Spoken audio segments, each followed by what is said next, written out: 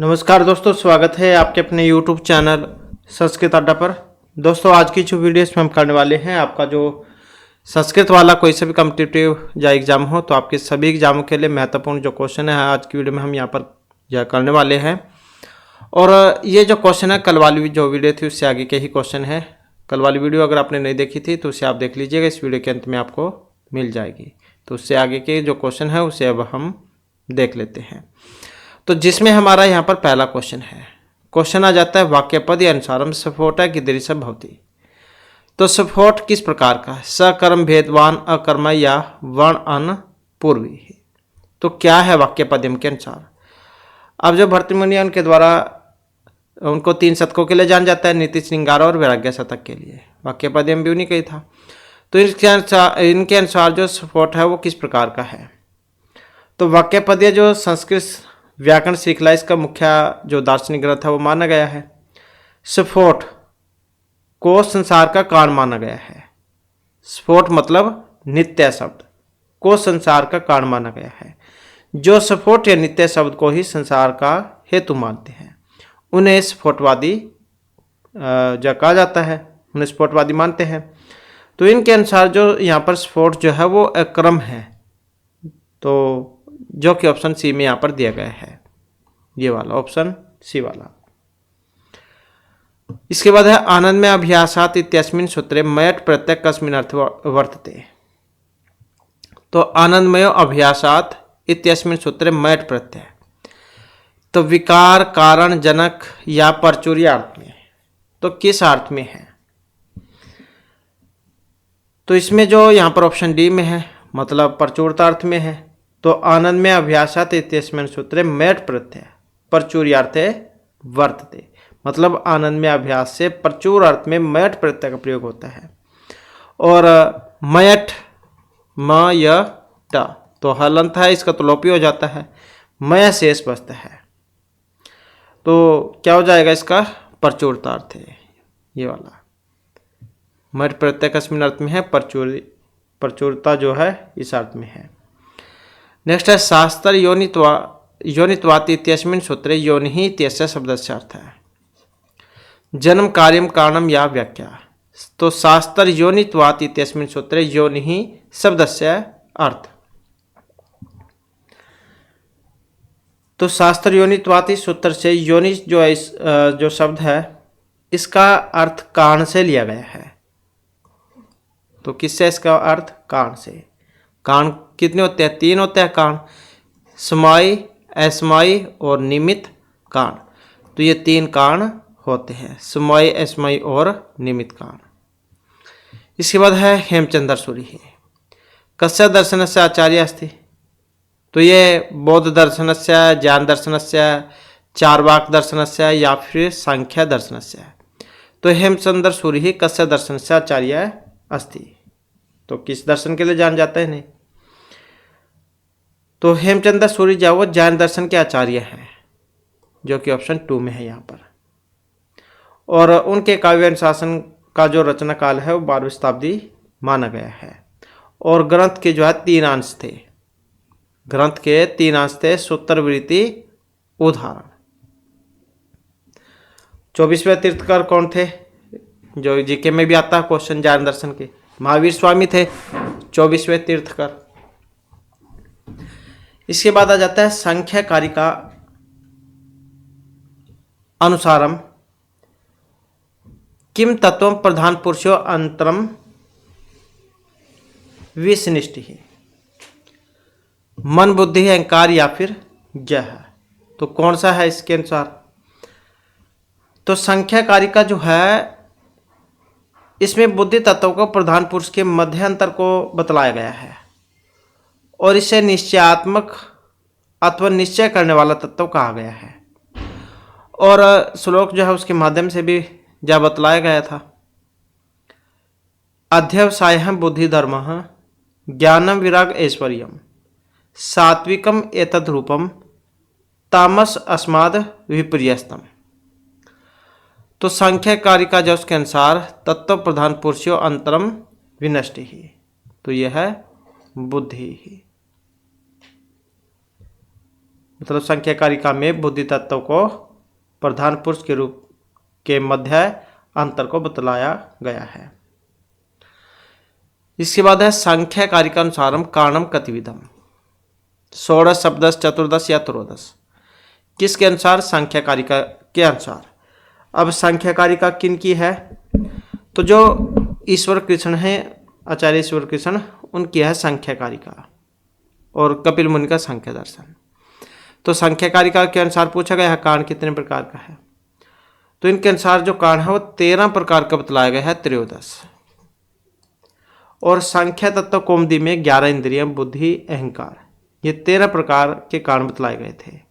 और षड्विध कारकों में साधकत्वम कर्णम, ये कारक विशेष होता है और किसी कार्य के अन्वय अथवा योग के बिना अर्थात कार्यवान हुए बिना कोई वस्तु कारक नहीं होती है। तो संख्या कारिका के अनुसार कारण जो है वो त्रयोदश माने गए हैं। इसके बाद आ जाता है हमारा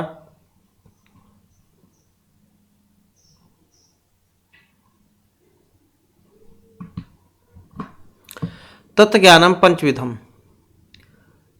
मति श्रुताविधम, श्रुतावधि मन है प्रियाय केवल भेदेन उक्तियम केन दर्शनेन संबंधा अस्ति। मतलब जो इसका संबंध है, तो इसका जो संबंध है ये आहार दर्शन से है, जो कि ऑप्शन ए में है। मतलब तत्ज्ञानम पंचविधम, मति श्रुत अवधि मन है पर्याय केवल भेदेन उक्तियम आहार दर्शन संबंधास्ति। मतलब जो ज्ञान है वह 5 प्रकार का है और ऐसा न आचार्यों के पर्याय के रूप में सुना गया है। तो ऐसा जो है आहार दर्शन में कहा गया था। वेदांत सारानुसारम निर्विकल्पकस्य समाधे कति विघ्ना भवन्ति, त्रय चत्वारा पंच या षट्, आचार्य सदानंद जैन के द्वारा रचित है वेदांत सार। तो वेदांत सार जो उसके अनुसार बताना है यहाँ पर निर्विकल्पक समाधि के कितने विघ्न हैं। तो निर्विकल्पक समाधि के अभ्यास काल में उत्पन्न होने वाले आंतरिक जो विघ्न है वो 4 प्रकार के हैं। तो क्या हो जाएगा यहाँ पर? चत्वार हैं, 4 प्रकार के हैं। कौन कौन से हैं? लय और विक्षेप हो जाएगा, लय विक्षेप और रस आस्वादन, रस आस्वादन हो जाएगा, और साथ में कसाय। तो लय विक्षेप रस आस्वादन और कसाय, तो इस प्रकार के जो है ये 4 माने गए थे। वेदांत सार के अनुसार निर्विकल्पक जो समाधि है उसके विघ्न कितने हैं? चत्वार हैं। मतलब निर्विकल्पक समाधि के अभ्यास काल में उत्पन्न होने वाले आंतरिक विघ्न लय विक्षेप रस आस्वादन कसाय, तो ये 4 माने गए थे। इसके बाद आ जाता है रुद्रदामन शिलालेख कुत्र विद्यते, प्रयागे तक्षशिलायाम जूनागढ़ या पाटलिपुत्रे। तो जूनागढ़ जो अभिलेख है ये संस्कृत का पहला अभिलेख है, जो कि गुजरात के जो जूनागढ़ जिला है वहाँ पर स्थित है। और जूनागढ़ अभिलेख में 3 जो शासक हुए हैं, चंद्रगुप्त मौर्य, अशोक और स्कंदगुप्त, इनका वर्णन हुआ है। तो शिलालेख कहाँ पर है ये? तो ये है जूनागढ़ में, ऑप्शन 2 वाला। तो गुजरात में है जूनागढ़, ये तो वहाँ पर स्थित है ये। इसके बाद इलाहाबाद शिलालेख है अस्य ना अस्ति, रुद्रदेव है चंद्रवर्मा शशांक या नागदत्त। तो कौन सा नहीं है कि इनका नाम नहीं है इसमें इलाहाबाद शिलालेख में? तो ये जो ऑप्शन 2 में आया है शशांक, ये वाले। तो समुद्रगुप्त की है प्रयाग प्रशस्ति, ये जीके का क्वेश्चन जो उसमें भी आता है क्वेश्चन। तो समुद्रगुप्त की प्रयाग प्रशस्ति उसके संधि विग्रह हरिसेन द्वारा रचित है। तो इसमें जो समुद्रगुप्त है उनकी उपलब्धियों के साथ साथ उनके समकालीन शासक जो हुए हैं रुद्रदेव, चंद्रवर्मा, नागदत्त, तो इनका वर्णन मिलता है। तो शशांक उसमें नहीं थे। इसके बाद है ख्रोष्टयाम लिप्याम कस्या अभिलेखा उपलभ्यन्ते, किसमें है ख्रोष्ट लिपि का अभिलेख? अशोकस्य, कनिष्कस्य, समुद्रगुप्तस्य, खारवेलस्य। ख्रोष्ट लिपि किनकी है? अशोक, सम्राट अशोक की है। तो अशोक का जो ये मानसेरा मानसेरा मतलब पंजाब, शाहजहाबगढ़ी और गिरनार शिलेख ये ख्रोष्ट लिपि में है। जबकि कनिष्क का सारनाथ अभिलेख, कनिष्क का सारवाल सारनाथ अभिलेख और खारवेल का हाथी गुम्फा अभिलेख और समुद्रगुप्त का इलाहाबाद शिलालेख ये ब्राह्मी लिपि में है। तो ख्रोष्ट लिपि में थे अशोक के, तो ये समुद्रगुप्त और कनिष्क खारवेल इनके ब्राह्मी लिपि में है। कनिष्क का सारनाथ अभिलेख है, खारवेल का हाथी गुम्फा अभिलेख, समुद्रगुप्त का इलाहाबाद शिलालेख ये ब्राह्मी लिपि में है। तो ख्रोष्ट लिपि में सम्राट अशोक का है। इसके बाद है अधस्तन युग्म नाम समचीन तालकाम चुनत, इनका क्या है मिलान करना है। तो जिसका पहले पता हो उसी का आप मिलान कर ले ताकि एग्जाम में समय बच जाए। जैसे कि ये पहले ही लगा लो लोके ही लोहे ब्या कठिन तरह खलुसने में बंधन पास। तो जो लोहा जो होता है उससे भी जो मजबूत जो कड़ी कह सकते हैं आप, वो स्नेह की मानी गई है, प्रेम की। तो ये जो पंक्ति आई थी ये श्लोक के अंदर से जो लाइन ली गई है ये किस में से है, हर्षरित में से। तो हर्षरित में से हो जाएगा ये। वरम विरोधापि समम महात्मा भी, जो अच्छे व्यक्ति होते हैं उनके साथ अगर लड़ाई झगड़ा भी होती है तो वहाँ से भी कुछ ना कुछ सीखने को मिलेगा। तो विद्वानों के साथ लड़ाई झगड़ा भी अच्छा है। तो वरम विरोधापि समम महात्मा भी ये किस में आई थी, किरात अर्जुनियों में। सूक्तियाँ कह सकते हैं आप, वेरी वेरी इंपॉर्टेंट है। इसके बाद श्री हर्षण निपुण कवि परिषद अपी ऐसा गुणग्राहिणी, तो ये थी रत्नावली नाटिका में से, श्री हर्ष के द्वारा रचित है और 4 अंकों में है। और गजेंद्र नेन्द्र है प्रायसिदंती दुखी था, चाहे पशु पक्षी है मनुष्य है, दुख पीड़ा तो सारों को ही होती है। तो इस प्रकार का आया था ये। तो किस में से है, मुद्रा राक्षस में से, विशाखादत्त जौन के द्वारा जो रचित है। तो इस प्रकार से इनका मिलान हो जाएगा। तो इसमें आप देख ही लेना कौन सा बन जाएगा।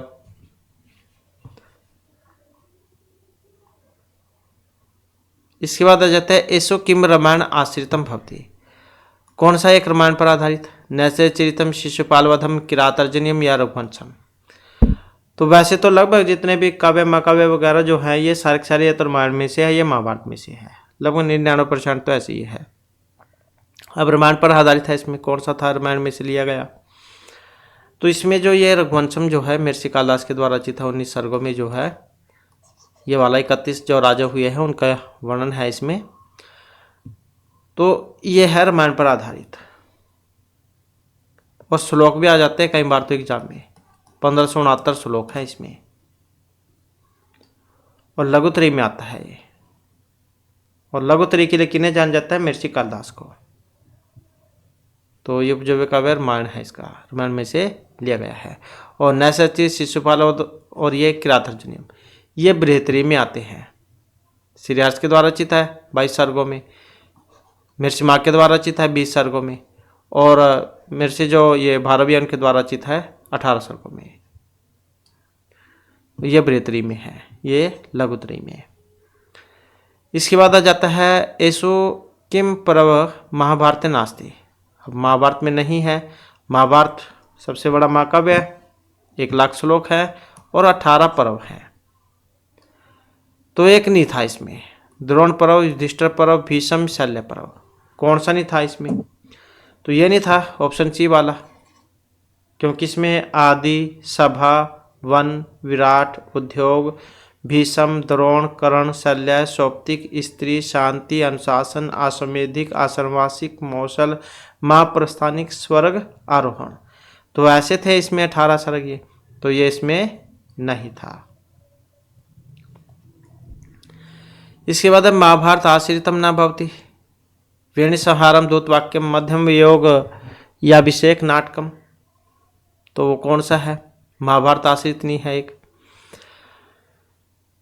तो इसमें अगर हम देखते हैं तो ये जो ऑप्शन 4 डी में आया है, यहाँ पर ऑप्शन 4 जो है अभिषेक नाटकम ये वाला, तो ये इसमें से नहीं है। क्योंकि महर्षि भास जो उन्होंने 13 नाटक लिखे थे, अभिषेक नाटक, प्रतिमा नाटक, ये दोनों रामायण पर आधारित है। जबकि वेणुसंहार मध्यम योग द्रुत वाक्य है। ये महाभारत पर आधारित है। नेक्स्ट आ जाता है ज्ञान विज्ञान योग है। श्रीमद् भागवत गीता में कतमा अध्याय है। ये ज्ञान विज्ञान योग अध्याय कौन सा है? 18 अध्याय है इसमें भी, और भीष्म पर्व आता है महाभारत में, तो ये उसमें से है। तो ये ज्ञान विज्ञान योग कौन से नंबर का था, यही बतलाना है इसमें। तो इसमें जो ये ऑप्शन डी में है, मतलब सप्तम अध्याय 4 वाला, तो यही है। सप्तम अध्याय का नाम था ये ज्ञान विज्ञान योग। और श्रीमद् भागवत गीता जो है, इसकी गणना जो है वो प्रस्थानत्रय में होती है। ये भी आप याद रखिएगा, वेदांत शास्त्र भी इसको कहा गया है। महाभारत की भीष्म पर्व में से है, 700 श्लोकों में है और 18 अध्यायों में है। तो 7वें का नाम था ये। इसके बाद है एसु कस्य महापुराणेषु अंतर भावना अस्ति, मत्स्य अग्नि ब्रह्मा या शाम पुराण। तो एसु कस्य महापुराणेषु अंतर्भाव न अस्ति। अब जैसे कि हमने ये पढ़ा, महाभारत 18 अध्याय पर्वों में है, तो इसी प्रकार से पुराण भी 18 होते हैं, महापुराण भी 18 होते हैं। भगवत गीता में अध्याय भी 18 हैं, तो मतलब सारे 18 में है। महापुराण भी 18 है, अब इनमें एक नहीं था, मत्स्य अग्नि ब्रह्मा शाम, कौन सा नहीं था इसमें। तो इसमें श्लोक के माध्यम से भी बतलाया गया है, माधवम भाद्वम च अवबातरम व चतुष्टयम अनापलिंग कुष्कानि पुराणानि प्रचक्षते। तो नहीं था कौन सा, ये वाला। माँ से 2 थे इसमें, भा से भी 2 थे, बा से 4 थे, वा से 4 थे, तो ये नहीं था इसमें। इसके बाद है फलेन मुलेन च वारिभुआम मुनेर इविथमम यस्य वृत्ति है, कि जैसे जंगल में मुनि तपस्या करते हैं, वहीं के जो कंदमूल फल वगैरह खाकर वो अपने जीवन का निर्वाह करते हैं। तो इसी प्रकार से मेरा जीवन है, मैं भी जंगल में रह कर जाओ फल वगैरह खाकर ही अपने जीवन का गुजारा करता हूँ। तो मुनि के जैसे मेरा व्यवहार है, रहना सहना है।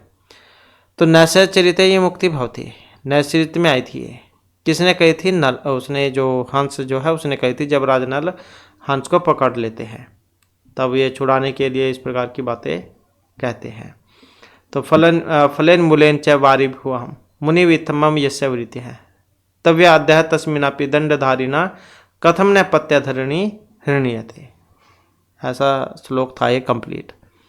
तो इसका संबंध था ऑप्शन 4, मतलब हंस। हंस की थी ये, और किन से कही थी? राजा नल से। इसके बाद है पौरुषु स अहम बहुली भुवंतम अपाम तरंगेशु इव तालबिंदुम सौड़ुम न तत् पूर्व वणम इसे है अलानिकम स्थानुम इव द्वीपेंद्र है। तो रघुवंश महाकाव्य में से है। उक्ति किनकी है? लक्ष्मणस्य भरतस्य रामस्य या शत्रुघ्नस्य। तो ये उक्ति जो है ये थी राम की, तो ऑप्शन 2 हो जाएगा इसमें, रामस्य। रघुवंश में से है।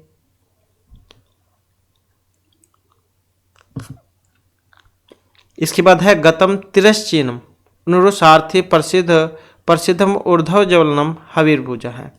शिशुपाल वधे अस्मिन पद्यान से अनुरुसार्थी भवती। ये कौन है? अग्निचंद्र सूर्य या विद्युत। तो शिशुपाल वध महाकाव्य में से है, वृत्ति के अंतर्गत आता है, जो 20 सर्गों में है, नरसिम्हा के द्वारा रचित है। तो इसमें भी श्लोक आया था, उसके अंदर से ही है। गतम तिरश्चीनम अनुरुसार्थे प्रसिद्धम ऊर्ध्व ज्वलनम हवीरभुज है, पतति अधः धाम विसारी सर्वतः है, किम एतत् अति आकुलितम इक्षितम जनई। तो इस प्रकार का एक श्लोक था ये। तो पहले जो सर्ग है इसमें, प्रथम सर्ग, उसमें से था ये। तो इसमें भगवान कृष्ण ने नारद को आकाश मार्ग से उतरते हुए देखा था। तदंतर उसके बाद फिर जो नगरवासी थे उन्हें विस्मयपूर्वक वो देखने लगे थे, क्योंकि जब आकाश मार्ग से उतर रहे थे नारद मुनि तो बहुत ज़्यादा चमक रहे थे। तो ये इस प्रकार से कही गई थी जैसे कि सूर्य होता है, सूर्य की तरफ नहीं देख सकते, वो बहुत ज़्यादा प्रकाश होता है उनका। तो इस प्रकार से जाइए भी उस समय ऐसे दिख रहे थे। तो अनुरुसार्थी का मतलब जो यहाँ पर ये सूर्य से था। क्योंकि वो भी सूर्य के समान बहुत तेज चमक रहे थे जब आकाश मार्ग से उतर रहे थे, उनकी तरफ दृष्टि नहीं हो सकती थी। इसके बाद है दृश्यानाम विपाका पी जायते परमाद्भुत है उत्तरामचरित मुक्ति भवती सीताया तमसा मुरलाया लक्ष्मणस्य। किनकी है उक्ति? तो ये दृश्यानाम विपाका पी जायते परमाद्भुत, तो इसका संबंध किससे है? मुरला से है। तमसा मुरला इनसे लक्षण से आप समझ गए होंगे। उत्तरामचरित जो उसमें से है, महर्षि भभूति के द्वारा रचित है और तृतीय जो अंक है इसमें नदी अधिष्ठात्री जो देवता मुरला उनका कहना था ये। तो ऑप्शन 2 हो जाएगा इसमें। 7 अंकों में है ये, करुण रस है इसमें। नेक्स्ट क्वेश्चन है मुद्रा राक्षसे कौमुदी महोत्सव केन निषिद्ध है? राक्षसेन चाणक्य चंद्रगुप्त या मल्लकेतुना। तो मुद्रा राक्षस नाटक से भी आप समझ सकते हैं, उसमें से है मुद्रा राक्षस में से। तो मुद्रा राक्षस में रात्रि महोत्सव, रात्रि महोत्सव मतलब कौमुदी, किसने मना कर दिया था? ये किया था चाणक्य ने। तो यही हो जाएगा इसका। तो मुद्रा राक्षस से कौमुदी महोत्सव केन निषिद्ध है चाणक्य। इसके बाद आ जाता अगला क्वेश्चन, स्त्री नाम शिक्षित पटुत्व मानसेषु समदृश्यते की मुतिया प्रतिबोधतव्य अभिज्ञान शकुंतले मुक्ति कस्य। तो किनकी है उक्ति? सारंगर्वस्य दुष्यंतस्य शार्दवत या सोमरात। तो इसका संबंध किन से है? तो स्त्रियों में जो मनुष्य जाति से भिन्न जो स्त्रियां हैं उनमें भी बिना शिक्षा के ही चतुरता देखी जाती है। तो जो ज्ञान संपन्न है उनका तो कहना ही क्या। तो इस प्रकार से जो ये पंक्ति जो थी अभिज्ञान शकुंतलम में से थी, महर्षि कालिदास के द्वारा रचित है, 7 अंकों में है, श्रृंगार रस है इसमें। तो ये उक्ति बतानी है किन की थी? तो इस उक्ति का जो संबंध है ये राजा दुष्यंत से है। तो राजा दुष्यंत कहते हैं उसमें शकुंतला को देखकर फिर बात ये, क्योंकि वो बहुत सुंदर थी। इसके बाद है हर्षचरिते पंचम छुआसे विश्वस्ता नाम यश स्थातुम इच्छामि लोके न वपुषा इति उक्ति भवति। हर्षवर्धनस्य प्रभाकरवर्धनस्य यशोमति या कुरंगकस्य। किसमें से? हर्षचरित में से। महर्षि बाणभट्ट के द्वारा रचित है हर्षचरित, क्योंकि इनके दरबारी कवि थे तो इनके जीवन चरित्र के ऊपर काव्य लिखा था इन्होंने, हर्षचरितम। तो इसमें जो पंचम छुआस है इसमें आई थी ये वाली उक्ति, विश्वस्ता नाम यशस्ता तुम इच्छा मिलो के न वह पूछा। तो थी किन की अब ये? तो इस पंक्ति का जो संबंध था ये यशोमति से था। तो ऑप्शन जो 3 में है। इसके बाद सुर भी कथित है इति विद्वत उपगेम उक्ति है अत्तर विषय के तावत आनंद वर्धन मते प्रथम में विद्वांस है मीमांसक कव्य तार्किक या व्याकरण। सूर्य भी कथित है इति विद्वत उपगेम उक्ति है। तो जो आचार्य आनंद वर्धन है इनका है धवन्य लोक। तो इन्होंने ही काव्य की आत्मा ध्वनि को माना था, मतलब ध्वनि आत्मा काव्य है ऐसा कहा था इन्होंने। तो यहाँ पर इसका संबंध किन से है? उक्ति का संबंध किन से है? सुर भी कथित है तो इसका संबंध था व्याकरण से, जो कि ऑप्शन 4 में है। तो यहाँ पर विद्वानों की उक्ति सुर भी कथित है का जो मतलब है वो व्याकरण को जानने वालों से है, व्याकरण। नेक्स्ट है क्रिया है प्रतिषेध्यपि फल व्यक्ति विभावना काव्य प्रकाश अनुसारेण कस्य अलंकार से लक्षण इदम। काव्य प्रकाश के अनुसार आचार्य मम्मट का है काव्य प्रकाश। और तो यहाँ पर लक्षण था ये, तो जैसे कि अभी हमने आपको बतलाई है क्रिया प्रतिषेध्यपि फल व्यक्ति विभावना। तो विभावना जो अलंकार है उसका लक्षण है ये। और विशेष उक्ति को होता तो विशेष उक्ति खंडेषु कारणेषु फलवच है, मतलब तो ये इनका था क्रिया प्रतिषेध्यपि फल व्यक्ति विभावना। तो विशेष उक्ति कारणेषु खंड कारणेषु फलवच विशेष उक्ति का, और ये प्रतिषेध क्रियाए प्रतिषेधापि फल व्यक्ति विभावना, ये विभावना का है। इसके बाद है ग्राम तरुणम तरुण्या न मंजोल सनातकरम पश्यंत्या भवती महोनितरा मलिना मोक्षाया। श्लोक आता है काव्य प्रकाश में, प्रथम उल्लासे श्लोकयम कस्य काव्य भेदस्य उदाहरणम उल्लिखितम। ध्वनि शवचित्तर गुणीभूत या वाच्य चित्तर काव्य, किसका उदाहरण था ये? तो आचार्य जो मम्मट है उनका काव्य प्रकाश। तो इसमें काव्य के 3 भेद बतलाए थे इन्होंने, उत्तम मध्यम अधम, ये वाले। तो इसमें से जो दूसरे नंबर का था मध्यम वाला, अतादृशी गुणीभूत व्यंग्य काव्यम तो मध्यम काव्यम, तो ये उसी का था फिर ये, जो कि ऑप्शन बी में है, मध्यम काव्य।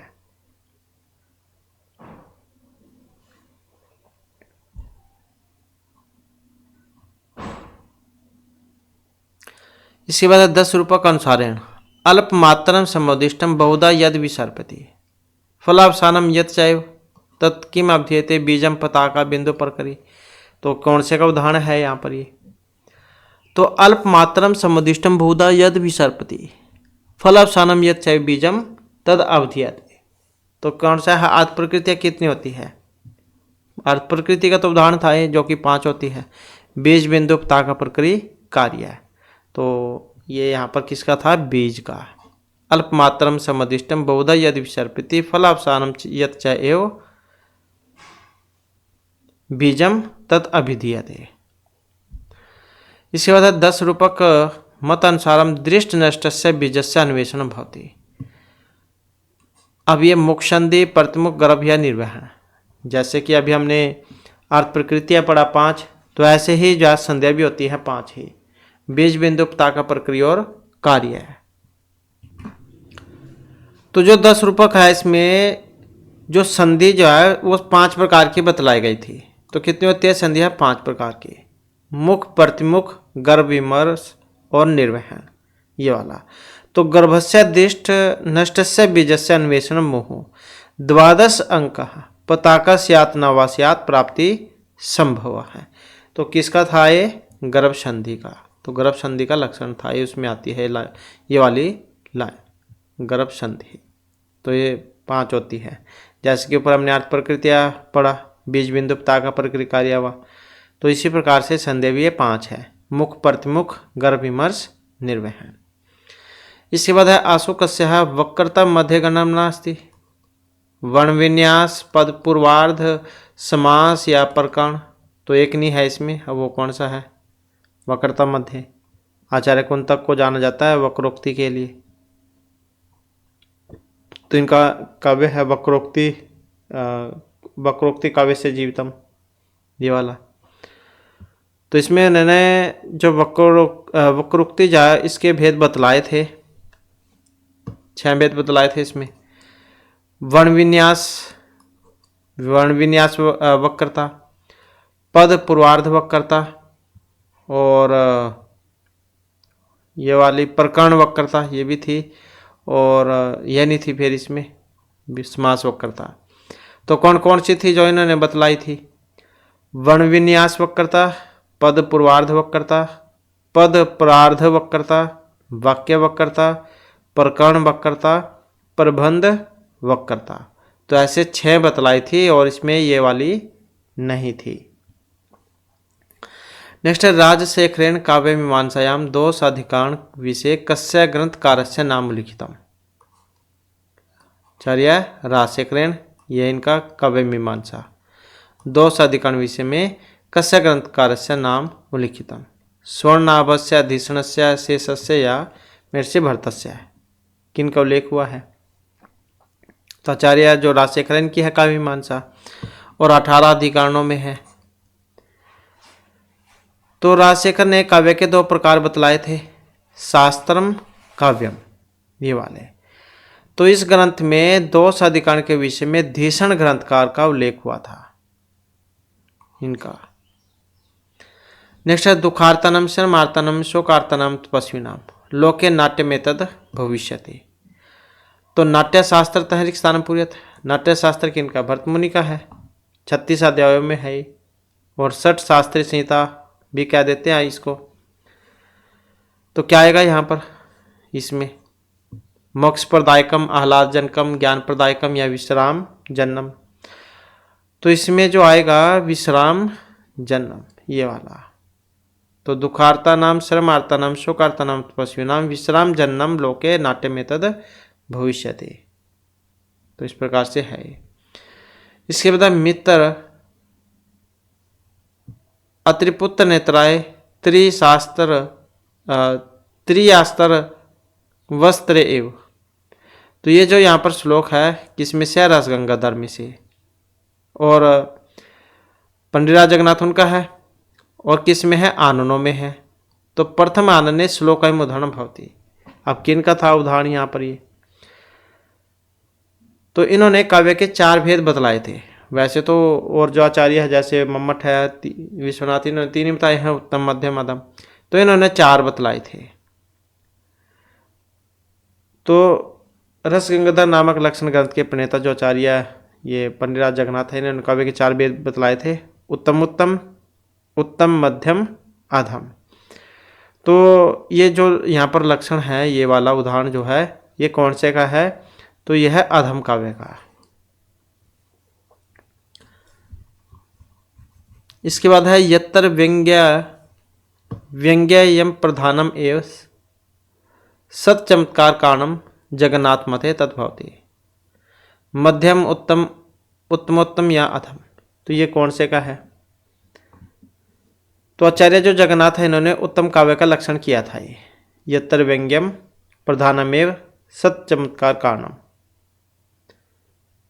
तो ये उत्तम काव्य का था, ऑप्शन 3 वाला।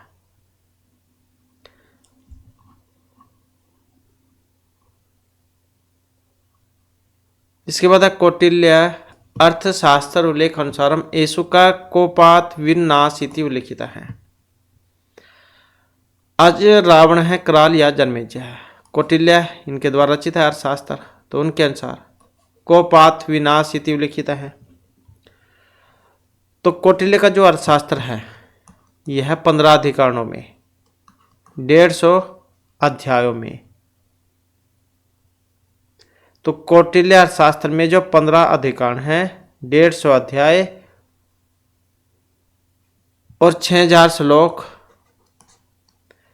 तो ये जो शास्त्र है इसके अनुसार जन्मेजय के कोप से विनाश का उल्लेख है। तो राजा जन्मेजय ने कौन से यज्ञ किया था, नागयज्ञ, नागयज्ञ किया था इन्होंने जन्मेजय ने।